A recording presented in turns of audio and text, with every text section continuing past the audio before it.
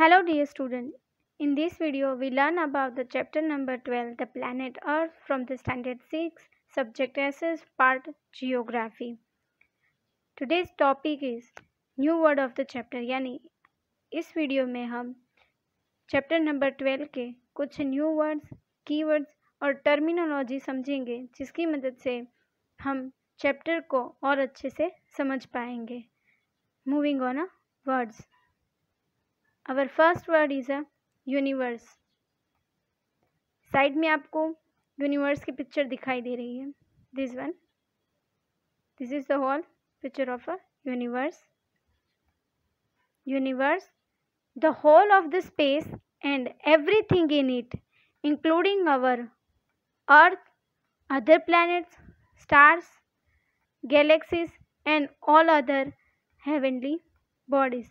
यानी ये सारे एलिमेंट्स इकट्ठा होके यूनिवर्स को बनाते हैं.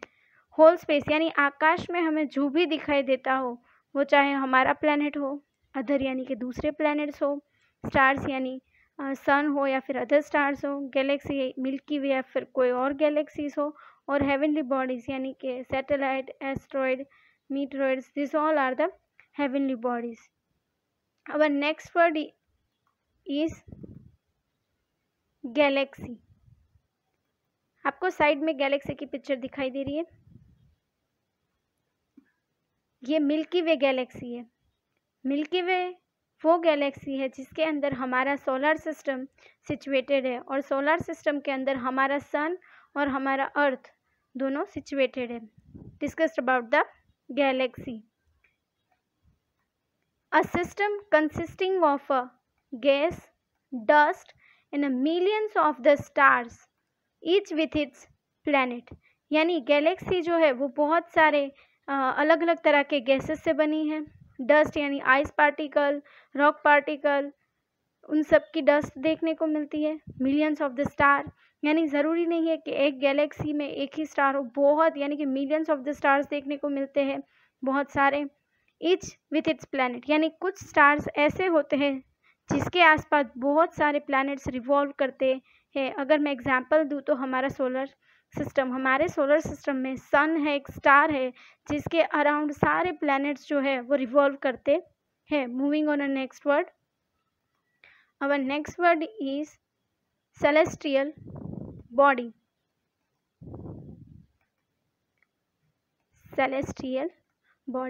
सेलेस्टियल बॉडीज जो है उसके अंदर हमें जो भी स्काई में ऑब्जेक्ट्स देखने को मिलते हैं, अगर हमें एक साथ उनको टर्म करना है तो वर्ड जो हम यूज़ करेंगे वो होगा सेलेस्टियल बॉडी.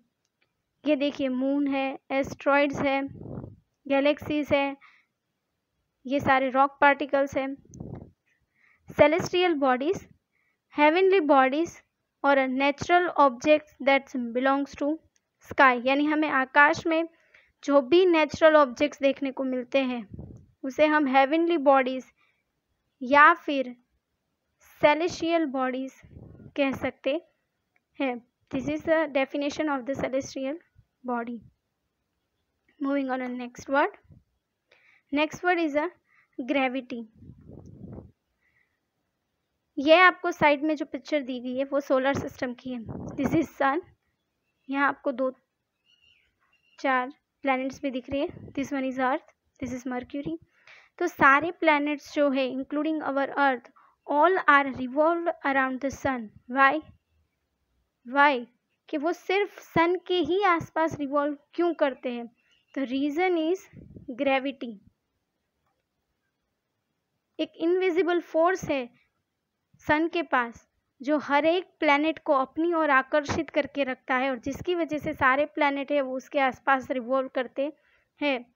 और जो इनविजिबल फोर्स है उसे हम ग्रेविटी कहते हैं या फिर ग्रेविटेशनल फोर्स भी कह सकते हैं. Phenomena by which all bodies with a mass and energy. Mass यानी ऐसे पदार्थ जिसका अपना कोई वजन हो या फिर जो थर्ड डायमेंशन में जगह रोकते हो, including the planet and stars are the brought toward each other. यानी ग्रेविटी एक ऐसी घटना है जो आकाश में मिलने वाली सारी बॉडीज़ को अपनी ओर खींच के रखता है, चाहे वो प्लैनेट्स हो, स्टार्स हो या फिर कोई दूसरे हो। और इसी की वजह से सारे प्लैनेट्स जो है वो एक दूसरे के साथ बिना टकराए सन के आसपास मूव करते रहते हैं। और ज़रूरी नहीं है कि सिर्फ सन के पास ही ग्रेविटी है, अर्थ के पास भी ग्रेविटी है, जिसकी वजह से मून जो है वो हमारे आसपास रिवॉल्व करता है। Moving on next word, constellation. Our next word is a constellation.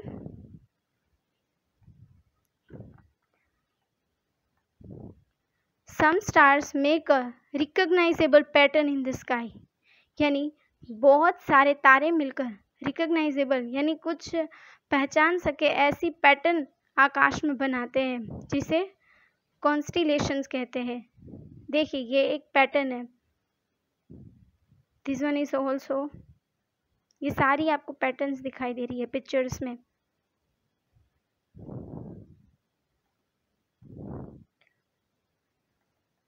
Next word is satellites. Satellites जो है वो दो तरह के होते हैं, एक होते हैं आर्टिफिशियल और दूसरे होते हैं नेचुरल। आर्टिफिशियल यानी मैन मेड। तो ये पिक्चर्स आपको जो दिख रही है ये आर्टिफिशियल है, आर्टिफिशियल सैटेलाइट्स है। और ये आपको जो दिख रहा है वो मून की पिक्चर है, जो अर्थ का ओनली नेचुरल सैटेलाइट है। Satellite celestial bodies that revolve around the planet, यानी ऐसी बॉडीज जो किसके अराउंड रिवॉल्व करती है, प्लैनेट के। जिसे हमारे अर्थ के आसपास है वो मून रिवॉल्व करता है, that why moon is called the natural satellite of the earth. और ये जो आर्टिफिशियल सैटेलाइट्स है वो भी हमारी ऑर्बिट के आसपास रिवॉल्व करते हैं और हमारे आसपास रिवॉल्व करते हैं। Moving on next word, next word is a waxing period and वेनिंग period. यानी हम इसमें waxing period of a moon and वेनिंग period of the moon के बारे में पढ़ने वाले हैं। इसे डिस्कस करने से पहले आप एक बार यहाँ पिक्चर में देखिए, this is the waning crescent और ये है वैक्सिंग क्रिसेंट। ये पिक्चर्स याद रखिएगा। First we discuss the waxing period. When the shape of the moon appear to be a growing phase, it is called waxing period। यानी ये this one कि जब मून अपने ग्रोविंग फेज पर हो, कौन से ग्रोविंग फेज पर हो, उसे कहते हैं हम वैक्सिंग पीरियड। यानी पहले हमें मून छोटा दिखाई देता है, उसके बाद थोड़ा बड़ा, उसके बाद और बड़ा, that is called waxing period. Now discuss about second, वेनिंग period. When the shape of the moon appear to be a reducing phase, it is called waning period। यानी मून जब अपने रिड्यूसिंग फेज पर हो, यानी कि पहले देखिए, पहले मून हमें ऐसा दिखाई देता है, पहले मून हमें ऐसा दिखाई देता है, फिर वो रिड्यूस होता है और हमें ये वेनिंग क्रिसेंट दिखाई देता है। यानी इस दोनों की साइज़ में आपको डिफरेंस दिख रहा है। तो ये साइज़ बड़ी है और ये छोटी है, तो ये क्या हुआ, मून का रिड्यूसिंग फेस हुआ। तो मून के शेप का जो रिड्यूसिंग फेस है उसे कहते हैं वेनिंग पीरियड। और जो ग्रोविंग फेस है, यानी कि जब हमें पहले मून छोटा दिखाई देता है फिर मून बड़ा दिखाई देता है, उसे कहते हैं waxing period. This are the phases and period of the moon. इसके बारे में हम चैप्टर में डिटेल डिस्कस करने वाले हैं। Moving on a next word is a star and a light year। Star are a heavenly bodies that are self-luminous। self-luminous यानी उसके पास हीट और लाइट के थ्रू जो है वो सेल्फ ल्यूमिनेंट, यानी वो अपने आप हमें चमकदार और उसमें से रोशनी और हीट यानी कि गर्मी निकलती है, वो सेल्फ ल्यूमिनेंस है। प्लैनेट्स सेल्फ ल्यूमिनेंस नहीं है, they are they get a light from the star and then reflect the lights। और इसकी वजह से ही हम किसी भी प्लैनेट्स को देख पाते हैं, because of the reflections of the other stars lights. Next word is a light year. Light year जो है वो एक यूनिट है. जैसे हम पानी को या फिर मिल्क को मेजर करने के लिए लीटर वर्ड का यूज़ करते हैं, तो लीटर जो है वो एक तरह का यूनिट है. वैसे ही जब हम डिस्टेंस की बात करते हैं, अगर छोटा डिस्टेंस हो तो हम मीटर का यूज़ करते हैं, और अगर ज़्यादा डिस्टेंस हो यानी एक से दूसरे टाउन का डिस्टेंस की जब हम बात करते हैं तब वर्ड हम यूज़ करते हैं वो है किलोमीटर. और किलोमीटर जो है वो भी डिस्टेंस का यूनिट है. वैसे ही लाइट ईयर जो है वो भी एक यूनिट है, पर वो किसका यूनिट है? वो जो है वो एक से दूसरे प्लैनेट के बीच में जो डिस्टेंस हमें देखने को मिलता है वो सिर्फ हम किलोमीटर में मेजर नहीं कर सकते, क्योंकि वो बहुत ज़्यादा होता है. इसीलिए एक से दूसरे प्लैनेट के बीच का जो डिस्टेंस या फिर सन से हमारा डिस्टेंस मेजर करने के लिए साइंटिस्ट ने जो एक खास यूनिट बनाया है उसे हम लाइट ईयर कहते हैं. It is the distance traveled by light in a 1 year at the speed of a 3 kilometre पर second. That is called light year. यानी लाइट को एक साल जितना डिस्टेंस कवर करने में टाइम लगता है, और वो भी स्पीड उनकी क्या होती है? 3 लाख किलोमीटर पर सेकेंड. यानी 3 लाख किलोमीटर की सेकेंड की स्पीड से लाइट जब 1 ईयर तक ट्रैवल करती है उसे हम 1 लाइट ईयर कहते हैं. Moving on to next word, astronomy and astronomer. First we discuss the astronomy. Is the study of a star and other celestial body. यानी कि एस्ट्रोनॉमी वो एक ख़ास तरह की पढ़ाई है जिसमें हम स्टार्स के बारे में और अदर सेलेस्टियल बॉडी, यानी सेलेस्टियल बॉडी अब वेल इंट्रोड्यूस हो, satellites, planets, this all are called the celestial bodies. This is called astronomy. Now we talk about the astronomer, यानी scientist who study the stars and other celestial bodies are called astronomer. यानी वो वैज्ञानिक जो star और other heavenly bodies, या फिर हम कौन सा वर्ड यूज़ करेंगे, सेलेस्टियल बॉडी के बारे में जो पढ़ते हैं या फिर आकाश के या फिर स्पेस के बारे में जो पढ़ते हैं उसे हम कहते हैं astronomer. Moving on next word, asteroid. ये आपको पिक्चर दिख रही है साइड में, बड़े बड़े पत्थर के टुकड़े, दिस वन, इसे एस्ट्रॉइड्स कहते हैं. क्या कहते हैं? Asteroids. This one. Asteroids are a small rocky airless fragments that orbit our sun but are too small to be called planet.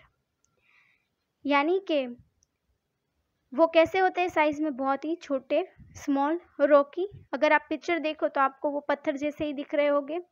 Airless fragments यानी टुकड़े. ऑर्बिट अवर सन यानी कि जैसे हमारे अर्थ की ऑर्बिट अराउंड द सन है, वैसे एस्ट्रॉइड की ऑर्बिट भी अराउंड द सन, यानी वो भी सन के अराउंड ही रिवॉल्व करते हैं.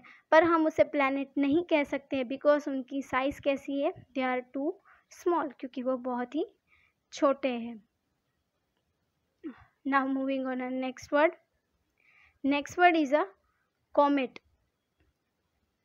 Again discuss with the picture. ये जो आपको दिखाई दे रहा है शाइनिंग, ये पार्ट पूरा, this is called comets. Comets are the objects made up of a dust and a gas held together by the ice particle. यानी कॉमेट किन किन चीज़ों से बना होता है? डस्ट से और gases held together by the ice particle, यानी आइस पार्टिकल्स भी उसमें देखने को मिलते हैं. इसी की वजह से जब वो सन के आसपास या फिर सन के पास से गुजरता है तब वो ऐसा चमकदार दिखता है, क्योंकि आइस पार्टिकल जो है वो ऑटोमेटिकली मेल्ट हो जाते हैं और मेल्ट होने की वजह से ये आइस पार्टिकल है वो चमकदार दिखाई देते हैं. This is called the comets. Next definition of orbit and planetoids. First, orbit. All the planets revolve around the sun in a fixed path known as a orbit, यानी सारे प्लैनेट्स जो है, ऑल प्लैनेट्स, हमारे solar system में जितने planets हैं वो revolve around the सन, यानी सन के आसपास रिवॉल्व करते हैं। फिक्स्ड पाथ यानी सबकी जगह जो है वो फिक्स्ड है, वो एक पर्टिकुलर लाइन होती है जिसके ऊपर ही सारे प्लैनेट्स है वो रिवॉल्व करते हैं अराउंड द सन, और वो जो फिक्स्ड पाथ है उसे कहते हैं orbit. Now discuss about the planetoids. These broken pieces of a rock and a planet-like bodies are also called planetoids, यानी planetoids जो है वो दिखने में rock, broken pieces of the rock, यानी कि पत्थर के छोटे छोटे टुकड़े होते हैं और उनकी जो सरफेस है वो प्लैनेट जैसी ही होती है, या फिर उसके जो कुछ गाइडलाइंस है प्लैनेट को प्लैनेट बोलने के लिए, उसमें से सम पॉइंट्स है वो प्लैनेटॉइड्स मैच करता है, पर हम उसे प्लैनेट्स कह सकते नहीं है बिकॉज वो सारी गाइडलाइंस फुलफिल करता नहीं है। यहाँ पर हमारा वीडियो ख़त्म होता है। ये सारे वर्ड्स जो है वो आपको आपकी CW में लिखना है।